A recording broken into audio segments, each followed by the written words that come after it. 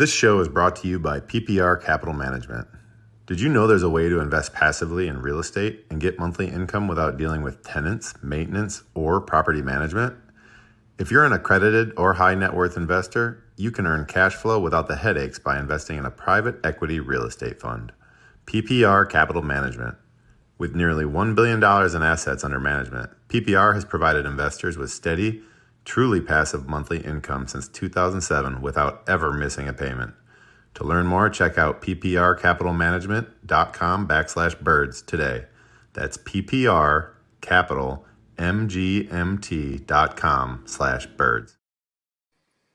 Welcome to Between the Vines. It is obvious I am not between the vines today. Trey is. He liked it so nice, he had to go back. Yeah, man. Trey, where you at? Back at Saddle Hill. Just enjoying some wine. It's too nice of a day for me to be stuck in the house. I couldn't do it. I had to get outside and go drink a little wine. I hear you. You know, things come up. I'm glad that we're able to do this, though, anyway. But yeah, what are you drinking on out there? Oh, right now I'm on their Starflower. So, you know, so I'm drinking their Starflower wine. So usually when it's earlier in the day, I tend to lean more towards white wines, you know, just as a to wake the palate up. I got you. What I'm saying? Before I switch over to reds. Yeah. So today I actually have a special wine from a friend. Okay. My friend Matt Pastronk ended up giving me this. I was at his house a little bit ago, and we were drinking some Brunello di Montalcino, which is a nice wine. This is a red. This is one that we drank before. This was like had a date on it, and it said 95. And this one doesn't actually have a date on it. Oh, where's the camera? Okay. Here we go. And so I don't know how old it is, but the cork crumbled when I took it out. So we'll see how it goes. But it could be one of the older wines that I've ever tasted. So all right, cool. Well, I hope it goes well. Yeah. So we got a good cheers coming up here. We got a W.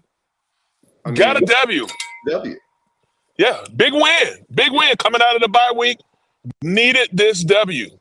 It's a big win because it's a win, right? Yeah, absolutely. We didn't knock the socks off of them or anything. But no, we didn't take them behind the shed. This was more of we made it, we got it, we made it.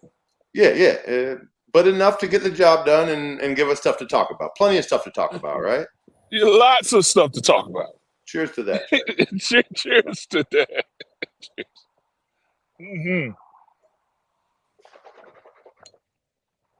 Mm-hmm. Yeah. So, I've created a gap in my mouth now, right? With the mouth hardware and everything. Yes. So how's that going? Very similar to your gap here. Oh, okay. So you have a gap in the teeth? Huh? You have a gap in the teeth now? Oh wow. Yeah. So I'm using it as like an aerator to get more oxygen in my wine in the mouth. Yeah. There you go. Works nicely, dude. Hey, you gotta roll with the punches. You know what I mean? So you're gonna get that closed up once this all process is over? We'll see. Okay. I might like it. Obviously, you never know. Yours, became a little I never for you. Yeah. I just kept it going. I whistle through it every now and then. Who knows? I haven't got there yet. I'm still early. I'm in the rookie stages right now. But this is a really good wine. Thank you, Matt. It's very got a lot of tannins going on. Very full body. Tastes old, but it tastes like it aged very well in the bottle. So good. Yeah, man. Anyway, so we won by 4 points. To the Browns. To the Browns, which was probably the worst team that we're going to see this year. Yes, I would think. Yes, everything is bad with this team right now. Yeah, we almost lost to them, and they never even scored an offensive touchdown. Yeah, we were in a dogfight with the Cleveland Browns, and like you said, the only touchdown that they scored was off of a blocked field goal, and we found ourselves biting our nails at the end of the game. Where this was coming out of the bye week, we were expecting. Once you gave the team off the entire week and the coach is saying, you know what, hey, we're going to take this time to kind of gather things ourselves and we're going to figure this out and come up with a game plan that's going to attack the Cleveland Browns. I was like, man, well, what did we do? What was going on during this bye week that you felt like, we needed to take all this time off? Even Well, though you do have a bye week, but I felt like they could have practiced a couple of days just to make we things a talked little about that. sharper. What do? You Hmm. take the whole week off, and this is what you get. You know what I mean? Yeah, Like, a I team. thought that he would give the players the week off, but apparently the coaching staff also had a little extra time off. Well, that's what it seems like. It feels like they had some time off. That everybody kind of like, all right, hey, let's watch this film on Monday. Everybody get out of here. We'll see y'all next Monday when you get back. Yeah, And and I then mean, I think in Philly we're spoiled because we're used to like an excellent record coming off the bye because Coach Reed was here for such a bulk of that, and he's always mhm. extra hours during the bye, and I think he had like a record where he only lost maybe once or twice coming out of the bye, and so that's just something we've become accustomed to, and I mean, especially with so much on the line going into this game, we were really just expecting, especially like the questions for his job, for Yeah, Sirianni and stuff before the game. You would just think that they came out and we saw like a whole different version of the team. But I mean, on offense, it was a little like it was kind of what we'd been seeing. And I don't know. It was a 4-point win. The offense had sparks of life, but it didn't seem because it was like the play calling. It seemed more like we got some of our playmakers back and they were just out there making plays. It didn't seem like there was, real creative play calling or any type of flow to the game. There was, our guys were making big plays. I mean, hey, let's point out the positives here. Jalen didn't turn the ball over, right? Which is huge yeah, yeah. compared No turnovers. to the first 3 weeks, or 4 weeks. Hmm. But it just I'm not blaming the players on this. I just don't think that they're being put in the right opportunity to win. It's on offense, especially. Yeah, I think it was more of AJ Brown and Devontae Smith just going out there and making plays. Making some big catches down the field. It was good to see AJ Brown get out there. He's one of the best in the game of tracking the ball and body control when the ball is in the air and putting himself in position to make a catch. I think Devontae Smith is one of the is a really good route runner, and he's a tough runner when he does get the ball in his hands. He's one of those guys that when you look at him, he's very deceiving because he's just small, but he runs the ball hard, And then I thought you had a couple runs with Saquon Barkley that was good, the offensive line. I felt like when you go back and you look at the box score, they only gave up one sack. But, I felt like the protection was okay at times. Well, no, they had to give up more sacks than that. No, Well, no, probably because of penalty. Because you had the one sack that was Saquon Barkley where he came across the front, come across the yeah. formation or across the Hmm. formation. Yeah, and then he can't. I think there was another sack later on, but I'm not sure. But anyway, I thought across the board, when you look at it, this isn't one of those games where you felt like, all right, hey man, I feel good that they fixed everything on the team. I think it kind of raises more questions at times. Right. There was like I was expecting to get the feeling after this game, like, okay, we got it rolling now. We got it rolling. Hmm. We're gonna keep going, and then look out New York. But right now, the feeling that I have from the offense is like, well, if our playmakers show up to play, then maybe we'll have a chance. But if not, it's going to be another barn burner. Like Yeah, exactly. And then you go back and you look at the Cleveland Browns, just as a whole. I mean, this team is in trouble where you have Amari Cooper. His name is in trade talks. I think that's one of the things, going into this game that our secondary had to play physical. This was going to be a game that our secondary had to come out there and shut these receivers down because Amari Cooper, with his name being in all these trade talks, that he's not really going full tilt out there. He's just trying to play and not to get hurt. And then you could just tell that Deshaun Watson just isn't as sharp as you would want him to be, especially after someone that just signed the contract that he has. right. Yeah. I mean, yeah, they got Jerry Jeudy out there as a playmaker too, and you didn't really see much from him. So if we're moving on to the defensive side of the ball here, I felt like our defense, they looked pretty good. I mean, but you got to think about what they were going up against. You know what I mean? Yeah. They did enough to win the game, and I Mm-hmm. liked the aggressiveness out of our the secondary and stuff. Yeah. Well, But this was a game. This was a game for them to be aggressive because Amari Cooper, he's not going full speed out there. Jared, everybody, when you're at this point in the season, when they have 1-5, 1-6, or whatever their record is, yeah, everybody's just playing not to get hurt right now. You know exactly. what I'm saying? Like everybody's just like, look, I'm just going to play not to get hurt, so that I can go into whatever my trade, next situation, next team, or even go into the off season without having to have surgery.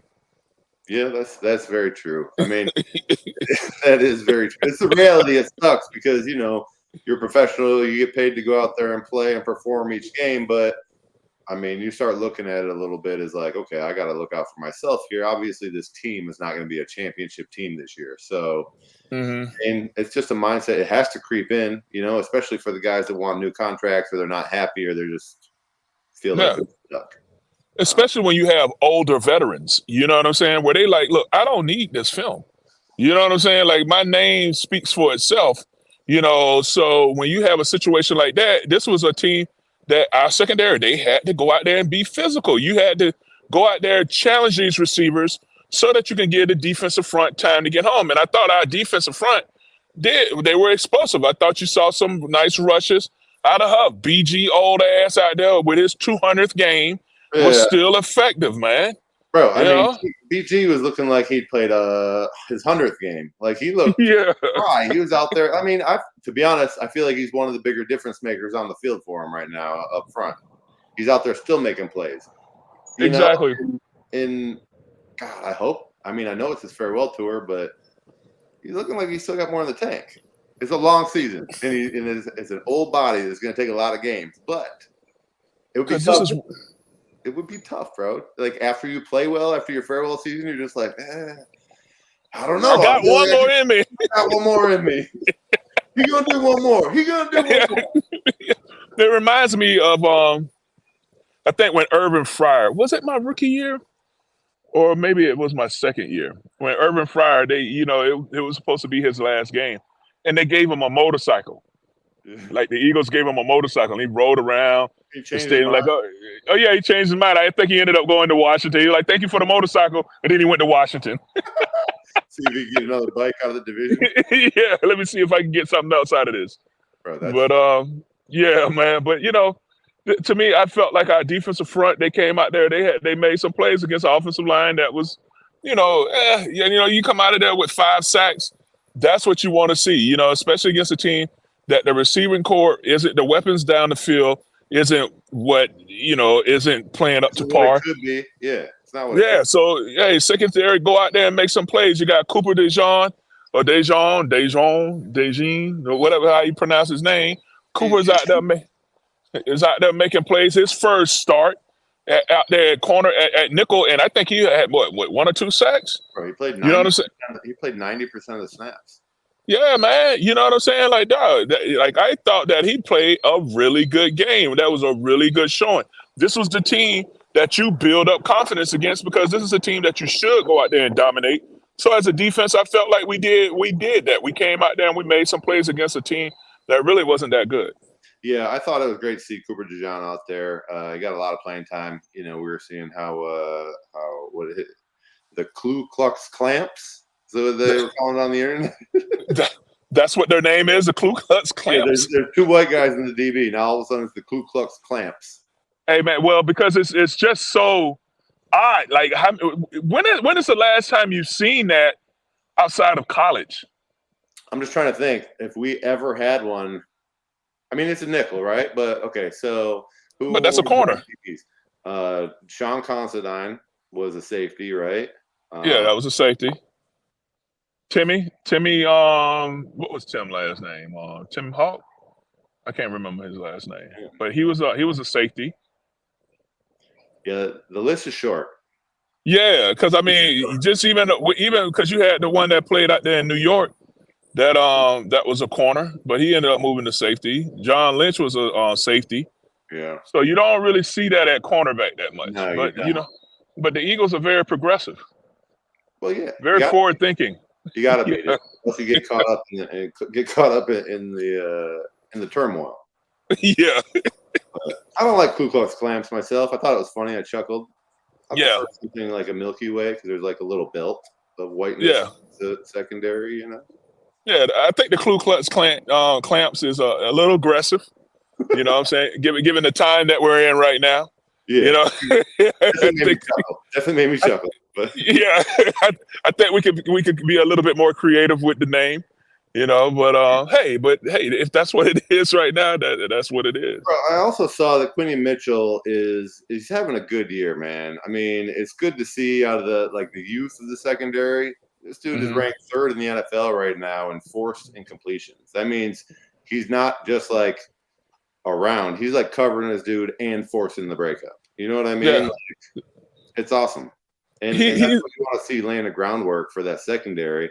You know, keep him happy, keep adding to it, and we can have a nice back curtain. You know what I mean? I like that young man. He's very aggressive. He's very confident in his game, and he gets out there and he challenges the receivers, and that's what you want to see as a cornerback. Because I mean, you have to be confident in yourself, man. You have to have a short-term memory as well. That if you do give up something, all right, hey, I got to get right back on the horse and do it again. But I think that young man just plays with a certain type of aggression, a certain type of energy that he's going to continue to be a problem as he sees more balls. And then I can't wait to see him get his first interception. Right. Well, You know, you know what? It's going to come soon because it's not like he's not getting beat very often, and no, he's always around there. It's like what is beating him is like a really, really nice throw or an amazing catch. yeah, He's in good position a lot. He's like right in position to make a play. So I think we're going to see 1 to 2 picks out of him at least before the end of the year. absolutely. But one of the things that was interesting to me, and I never thought about it, is that they asked Slay why he hasn't had as many interceptions, and it's because once he coming from college, the ball had the stripe on it. And I never thought about that. Maybe that's affecting the way he sees the ball right now. You know what I'm saying? I don't know. Is that real? That's like a real thing? That's a real thing. Well, I know According to it fits in college and it doesn't in the NFL, but I'm just saying, like, he really said according, that. yeah, that's what Slay said. He was saying that maybe it's because the ball not having the line on it. You know what I'm saying? That could possibly be a thing. You know what I'm saying? But, like I've never had to worry about that. Seeing the ball spiral or whatever, Well, or Trey, giving that extra target. But as someone who's caught the football in high school and okay, then not again until I got into the NFL, uh-huh. I was thrown at twice in the NFL and I caught it both times, without the stripe on the ball. I was Yeah, thrown well, it once in high school and I caught the ball, right? So I'm like 100% when thrown to. okay. The stripe doesn't have any bearing on it. Well, you're a gifted athlete, though. I mean, you know what I'm I, saying. I, So I mean, I would have to argue with you and say that Quinion Mitchell is also a gifted athlete, maybe even a little more gifted than myself. no. He I mean, if he started as a rookie. He's out there yeah, balling. yeah, he is balling, and he might make, I took he a must year. right. I took a year and an injury to start. Well, It was your everybody's injury. path is different. It was your injury. I appreciate it, dog. I know that you really weren't hurt. You just wanted to get me in there, so you had a roll dog for the next few years. Yeah, that was the plan. It was the game experience that I needed, and I Yes, appreciate it. get some reps. Yeah, man. But I think the young man is an animal, and I think he's just going to continue to get better. And I can't wait to see him get his first turnover. Now, you got Big Slay on the other side, big play Slay. Big play. And I said that no, there's no way he would go back on the podcast. There's no way. And he goes back on Micah Parsons' podcast. I told you. You told me. I told you. I said yeah. he's going to do it again because you're going to get even more clicks this time. Yeah. That's where we're living in, bro. Clicks equal money. Yeah. It's all about clicks. Wow. Well, at least he wasn't about his player. He laugh at any of his teammates this time? No. Well, Slay is always going to be big smiles. You know what I'm saying? So even after a loss. Yeah, he's a happy guy, man. You know what I'm saying? There ain't nothing wrong with that. Win. Yeah, man. He's a happy guy, man. There's nothing they wrong didn't with give up any that. touchdowns, but I mean, he's going to be happy. Yeah, he's happy, duh. And then because the comment was I think they were talking more about Sirianni with his energy and just how he is with the little thing that he got on the sideline, which the report came out that the fan said, "Hey, man, I was the person that he was talking to. And and Sirianni, I guess what happened was there was a TV, according to the Post, there was a TV timeout, and so the guy was yelling down at the coaches, and he was like, Saquon Barkley has been averaging X amount of yards every carry. How about just handing off the ball or whatever? And then Sirianni turned to him and was like, hey, man, calm down or whatever the situation was. I got so you. then I got you. We're on. Hey, we're all on the same page here. And check, got you. Yeah. So then after the game, the guy went to turn to the fan and was like, see there, I told you we got you. We got this all under control or whatever it was. So it really wasn't, that he was getting into it with a fan. But the whole point of it, and this is my thing, You should have never heard what the guy was saying. Exactly. You should have never said, we got you.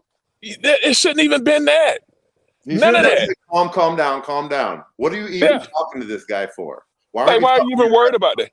Why aren't you talking to your press box? Why aren't you talking to the guys on your bench? Exactly. Yeah. Because everybody was like, maybe we overreacted to it.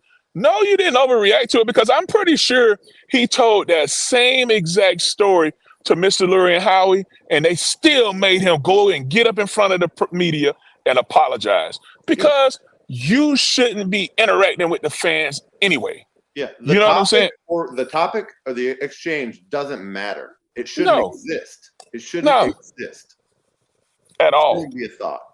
No. And you have your headphones on. You're talking about what's coming up next, what play we're talking about, what scenarios. Maybe he doesn't have his headphones on because he has no responsibilities. So what are they going to tell him? Hey, call this play here. Okay, cool. I've never seen a head coach without his headphones on, like even on the high school level. I mean, even if you're not yelling at the fans, he didn't have his headphones on. He took them off. You know what I'm saying? Because so that he can make sure that he can hear himself projecting. But I'm like, dude, like I felt like, man, what are you doing? Like you shouldn't even hear this. But but the guy came out. There's a lot to unpack here. I mean, let's go back to the head shaving. Okay. Yeah, the head shaving. Like, I mean, so he shaved his head before the game. I don't know if it had to do with the game coming up or what, or if it's just like this time of year, or if he was just tired of his hair, Like, I don't know what the purpose behind it was. But whenever I've seen somebody just randomly shave their head in the past, it's not a sign of health. You know what I mean? Like, it made me initially, I thought of Britney Spears. And I thought, wow, is that where we're heading right now? Is that where we're heading? Is it just the first sign of the spiral? That so that we might you might later on see Sirianni dancing in front of a mirror. TikTok videos in the kitchen or something. I don't know. Yeah, with some prop knives. With some prop knives. Yeah.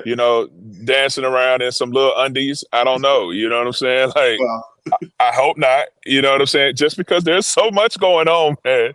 There's talk of undies. You just threw me off right there. I just don't even want to get into that. You know what I mean? Like, I think we have to.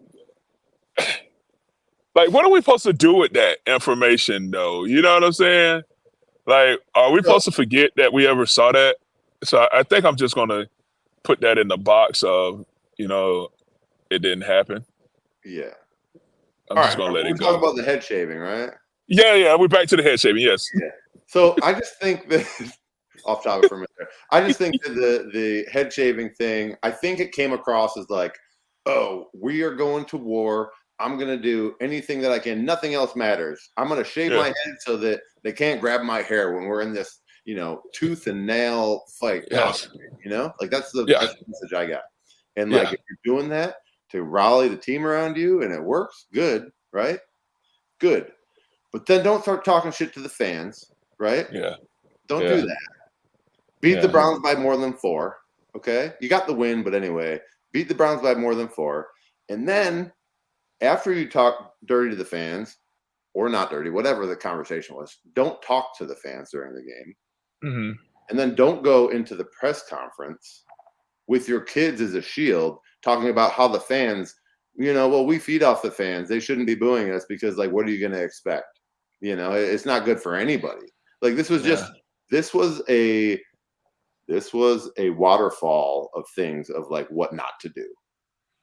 in his. Yeah, it was a lot. It was a long list. The shaving of the head thing was a bit aggressive. It kind of gave off G.I. Jane. You know what I'm saying? Like, I don't Yeah, know. Yeah, he's I all don't in. know. He's all in. Yeah, I'm all in. I'm shaving my head. We're going to war. Yeah. All right, cool. But you better make sure that you guys come back, play with that same, match your energy. And I just felt like they didn't. Nobody else was on board. But they did enough to get the win. Yeah, AJ Brown made some big plays. You did enough to get the win, but it was not the impressive win that I felt like, all right, hey, we're good now. Let's go ahead and roll this thing. Let's keep on rolling. so aside of the head shaving and everything that I just mentioned, right? Reports come out that Jalen Hurts had a conversation with him, during the time off, and was like, "Hey, coach." He flipped it. He was like, "Hey, coach, you don't seem like yourself lately. Guys are uptight because you're not yourself. We really need you to go out there this Sunday and just let your energy show. Like, be emotional and be yourself." He gave him the coach read. He said, "Hey, I want you guys to go out there today and let your personality show." Yeah. That's what Coach Reed told us before every game, which is a great message from a coach to a player, because he's like, you know what? Celebrate. Do whatever you want to do. Do your crazy electric worm coming out of the tunnel. Do whatever you want to do. Just win the game. Whatever you want. Yeah. Just go play the game. I just don't think it comes off the same when it goes up the ladder. Yeah, I don't think it does either. When you got players that's trying to motivate the coach to say, hey, man, let your personality show, that's a problem. You know what I'm saying? Like, to me, I feel like that could be a problem. Because most of the time, it's the coaches that's saying, hey, man, I want y'all to play loose. Oh, I can tell that you're being a little bit more reserved. I need you to get back to having fun. Not the players having to tell the coach, hey, Right. man, to me, it just feels backwards, and yeah, as a head coach, you're supposed to be organized and pointed and directed, because you're doing that for everybody else. mm-hmm. So if somebody that you're supposed to be directing and organizing is coming at you and saying, hey, we would just like you to be yourself, get yourself together, and then come out and be yourself. It's just, it means things are bad. Brandon Graham had to come out and say it as well. He was like, yeah, I had a conversation with coach and told him, hey, man, you need to get back to being what you are. And I'm like, well, was this what the bye week was all about? Was it all about, hey, man, letting the coaches get back to having some personality on the sideline? Like, so, hey, man, everybody get out of here, because all of the coaches, we're going to get in here and have us a little powwow and try to figure out how we can get our energy back to where it needs to be. I'm sure Stoutland doesn't need any help in that department. Like reverse exit meetings during the bye week. It's like at the end of the season, you go and you have your exit meeting, you meet with the coaches, and they're like, yep, everything looked good. And then in 2 weeks, you get cut, Yeah. So I don't know what the situation is, but, man, right now, I just feel like this team, Sirianni is battling for his job every week, just because he cannot afford this team to come out and play uninspired football and to get rolled up, because, I mean, right now he is skating on extremely thin ice. Yeah. And I could just, I'll put this out there. I know we don't need to dwell on it a whole lot, but, like, dude, I'm so over people bringing their kids to media press conferences and stuff. Like, leave your kids, like, they can sit there and listen to whatever you got to say, but don't bring them up there as, like, cannon fodder, like, to accept all the blows that all these press people are going to try to ask you questions about. Like, if you want to get embarrassed in front of your kids, then leave them off the stage, because, like, the reporters are there to do a job. Like, I think they're going to ask you the hard questions, whether or not your kids are sitting on your lap. Now, some of them that are early in their career might step around it and be like, oh, that's such a sweet moment. Nah. Bro. Yeah. Les Bowens don't care. No, Les Bowens would have let him have it. Yeah. I don't care about you. On your lap, bro. He probably asked if they help with the game planning. Yes. Did they shave your head? Yes. I would have loved to have seen Les Bowen in this press conference and asking questions, because Les just has a way about him that's Bro, Les will ask a question like that's kind of harmless, but the way he asks it makes you want to slap him. Yeah, I'm like, did he just offend me? Yeah. Wait a Or minute. like Wait a minute. Is that offensive? Wait a minute. yeah, should I be upset with you right now? I don't know, but it's just the way he asks and the way he cares. I love Les, man. Les is awesome, dude. But I would have Yeah. loved to have seen Les Bowen in that meeting, in that right there, to ask the questions like, you know what? Yeah, put your child down.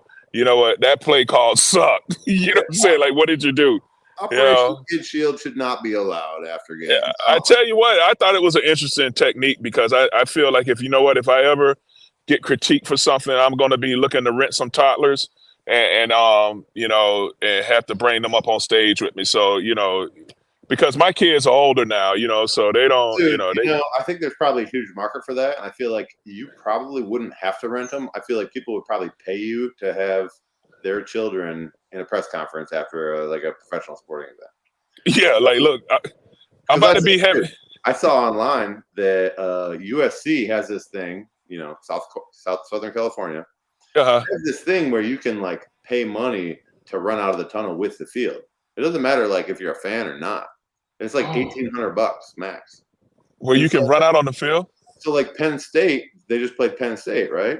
Yeah. And a Penn State fan paid the money to come run out with the Trojans out of the tunnel, and he was all decked out, head to gear in Penn State. He filmed himself. Oh, that's awesome. They had That's a big awesome. Penn State flag there running out with. It's like that's pretty cool. Yeah, it's like spy stuff. I love it. He's like he created the lair and he ran out with the other team and the other guys. Could you imagine running out of the tunnel and all of a sudden there's like a Penn State guy right next to you from the other team and you're like, what the heck? Yeah, I'm tripping. Right next to you and you're like, what's going on? Yeah, make sure you give him just a little elbow to knock him over. You know what I'm saying? Exactly. Yeah. But yeah, I think that if I ever have to be in a situation where I'm about to be criticized by some people, I'm going to be looking to rent toddlers and put them. Operation Kid Shield is what we're going to call that. Rent me some toddlers to get up there, and so I won't get criticized. Too bad. Hey, these are my children, even though they don't look like me and they might be of a different demographic, but that's all right. They're damn cute, so don't you ask me anything wrong. That's right. These kids are cute and they're innocent. So don't you ask me any hard questions. Trey, what do you got? A little charcuterie over there? Yeah, I got a little charcuterie, the cowboy charcuterie board. Bill's hooking it up out there for you. Yeah, man, just hanging out, man, enjoying a beautiful day. I really enjoyed that place. I wish it was in my backyard, Yes, this is right down the street from me. So like when you was like, all right, hey, we're gonna do this way, I'm like, all right, cool. I'm no worries. I'm at Saddle Hill then. It does give me ideas, though. It does give me ideas. All right, cool. We could actually cover 2 wineries at once. Yeah, we could possibly do it. But so this was also your first time having your tailgate. How was your tailgate experience? Oh, yeah. So my birthday was Sunday, and, I'm older. So the day after the birthday gets harder and harder the older you get. I actually held myself together pretty well. The tailgate was awesome. We generally when we go to tailgates, it's a lot of fun because you're like popping around to everybody else's tailgate, and there's like work involved. But now we decided to run a tailgate or throw a tailgate, have a tailgate, whatever it is, So then you got to have all the stuff you're going to cook, grill, eat, drink, set up. You got to have what you're going to cook it on. You got to have what you're going to serve it on, which we found out kind of after we got there. We had a lack of serving receptacles. Okay. So there was like a lot of ripping the top off of cardboard boxes, and we made a way. We made our way. A 42-year-old tailgate. You know what I mean? Yeah. It was awesome. I mean, a lot of you stopped by. I appreciate that. A lot of boys stopped by, and we just had a good time. I didn't realize this, but there are certain tailgates in Philly where they get a grill going, and then they just set eggs on it, and the eggs will just cook and eventually explode. And so we tried our hand at that, and apparently there was science to it because our eggs didn't explode. They just kind of like cracked and oozed. But I guess you got to turn them or something. I don't know. Oh, okay. On that, but it was a great time. And then we went into the game and they won. No complaints. No complaints, man. Yeah, the tailgating is awesome, man. Like I said, like I stopped by and then like I went and did because I was with the Eagles, so they had me do a lot of different tailgates, man. I do love the tailgating experience. It's an awesome time. how did my tailgate rank compared to all the other tailgates you got to go to? Just because you're my boy, you were up there at the top, dude. Okay. You were, you know what I'm saying? I'm But not your boy, and it's not my birthday. yeah, no, that's, you know what I'm saying? Like when you go on the other end, man, some of these guys got Winnebagos, you know, and they got like a whole DJ setup, you know, they got a grill man out there, all the utensils, all kinds of beer and stuff and beverages and yeah, but your tailgate was amazing though. It was fun, I though. mean, that's years and years in the making. You know what I mean? Oh yeah, yeah. This is like generations upon generations of Yes. tailgating in the same spot. Yeah, my great grandfather came out here and we started tailgating at the vet. You know what I'm saying? So this has been going on for generations. Yes. You know, so you got some came across on the Mayflower, and he bought season tickets to the Eagles, and they've been yeah. bought a Winnebago in 1776, and this is where we have been tailgating since the birth. Forever. Yeah, since the Eagles moved over here, we've been here, and I mean, just the tailgating experience is awesome, man. You know, but I think we need to keep it going now. Now that you've done it, you know what I'm saying. We can only build on it. We can only build. Yeah, exactly. And by the time that my kids are hosting the tailgate, it's probably going to be the best tailgate in Philly. You know what I mean? Absolutely, yeah. So we just got to build on it. There's a lot of stiff competition. A lot of stiff competition, man. You got 4th and John. They do a nice one out there. Steve and them, they do a nice one that was the chef for us for several years. Steve, Trey, it's a lot of work. I'm not It's a gonna lot lie. of work. I had a lot of people with me that did a lot of the work because it was my birthday. But if it wasn't my birthday, I'm probably not throwing this tailgate. Come on, man. We got to keep it going, dog. When is the next home game? Not for like 3 weeks, I think. All right, that gives us time, dude. That gives us time to plan Trey, and to really. You're talking about planning a tailgate when we struggle at planning our Between the Vines episodes. Yeah, but but we make it work. We do make it work. We make it work. But yeah, man, I think that we just keep it going, man. Keep the tailgate going. It's not a bad idea. Maybe we do I guess we do have some time, and there's not a lot of home games left, so you know, we have 4 to 5 tailgates left. Yeah. I think the next game is November 3rd against Jacksonville. Next home game is November 3rd against Jacksonville. Which is that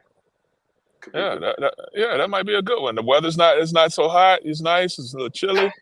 Nice little chill in there. We might have to keep that going, man. The road ahead is looking tough. All right, and yeah, fields might affect all of that. Right.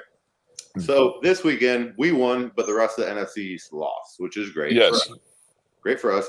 We won, but it didn't really feel like a win. But we still won in the column, right? Mm-hmm. So, but on top of that, Jordan got hurt for 2 to 3 weeks, probably. Mailata, that's going to be tough. Joey Mailata.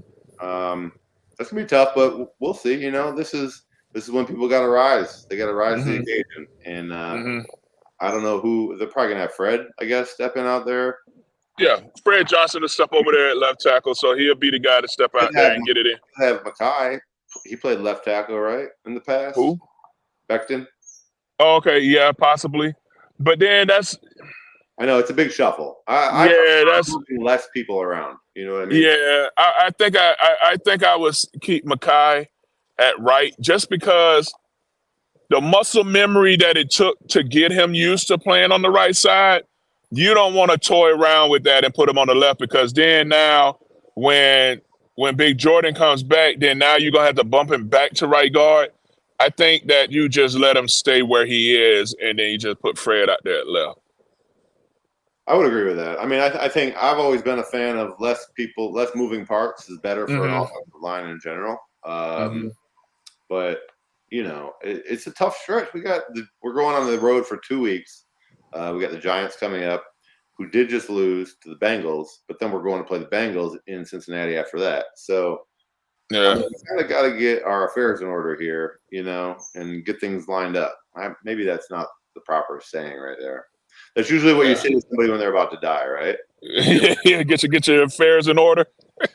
Well, yeah. We need to get things figured out. Right? Yeah, we definitely need to get things figured out because, I mean, right now this team is, you know, they definitely need to go out there and to destroy the New York Giants. Maybe, all right, you needed this game against the Browns to be kind of like, all right, you know, your timing is a little off just because you had all this time off. But now it's all about, hey, things should be clicking. Let's go up here and just go kick the Giants behind. Yeah, I mean, hopefully it would take some momentum off of this win, and the offense will keep progressing. I don't know if the Lions, or not the Lions, I don't know if the Giants are really like a team that we can beat with just playmakers. But I guess, if we don't get like an offensive flow, I guess we'll see, Yeah. I mean, I guess, what we were talking about earlier with AJ and Devontae, like that's what makes them special. Like they're playmakers, right? Like they make a play. Yeah. But when you see those guys out, you still want to be able to see some sort of production out of the offense, right? You don't want to see a huge drop off. I mean, there's going to be a drop off because not everybody on your roster has that ability. Like, not everybody can shield off a defender like AJ can while the ball's in the air. Like, dude, he is best at it. Just making that quick, short over the shoulder catch while he's like slows down and keeps the guy on his back. Or Devontae, he's not huge, but he goes up in the air and he gets the ball at the high point. They both have things that set them apart, which makes them who they are. But like the offense has to be able to cover for when you don't have those playmakers. I'm hoping that we kind of see that going forward. I'd like to see them. I guess I'd like to see more wide open catches than catches in coverage, because I feel like that would be more of a coordinator like out game planning the defense rather than our guys just making plays. I schemed you open, and you don't see many schemed you open plays. Right. Yeah, you don't. You see guys making plays. So Trey, how did painting go yesterday before we get out of here? Painting went amazing, man. You know what I'm saying? Trey Thomas Tuesdays was awesome, man. I only had 4 people, which I like a small, intimate class, because then now I can give a little bit more attention, make sure that your paintings come through right the way you want it to be, and it was good, man. I had a good time. Oh yeah, everybody was happy. They walked out with nice paintings. It was good. Anybody stumble out? No, no, probably me. You know what I'm saying? Yeah, because I'm usually I have a couple bottles in before by the time we're finished with the painting. Well, thank heaven for Uber, correct? Right? Yeah, absolutely. Yeah, I had a Mrs. drive. Oh yeah. You know what I'm saying? Oh yeah, the Mrs. drives me home. Yeah, I'm good. In-house Uber. Yeah, exactly. Yeah, man. Well, cool. But I know you got stuff you got to do, man. But shoot, we on to the next one. Yeah, we got to get this win, and next week we will be in a vineyard. I'm gonna get it scheduled tomorrow. All right, cool. We will be in a vineyard together next week. Yeah, that'll work. This is a beautiful season right now. I love this time of year. I know, it's layer season. You can be outside with layers on and not sweat through them. Exactly. Yeah, it's good, man. It's good. All good right now. All right, dude. Well, thank you guys for tuning in. Like, subscribe, comment, follow, all the things. We'll catch you guys next time, right? All right. Cheers. Cheers.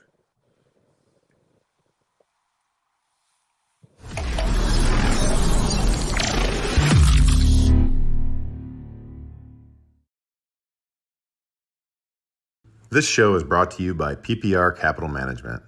Did you know there's a way to invest passively in real estate and get monthly income without dealing with tenants, maintenance, or property management? If you're an accredited or high net worth investor, you can earn cash flow without the headaches by investing in a private equity real estate fund. PPR Capital Management. With nearly $1 billion in assets under management, PPR has provided investors with steady, truly passive monthly income since 2007 without ever missing a payment. To learn more, check out pprcapitalmanagement.com/birds today. That's pprcapitalmgmt.com/birds.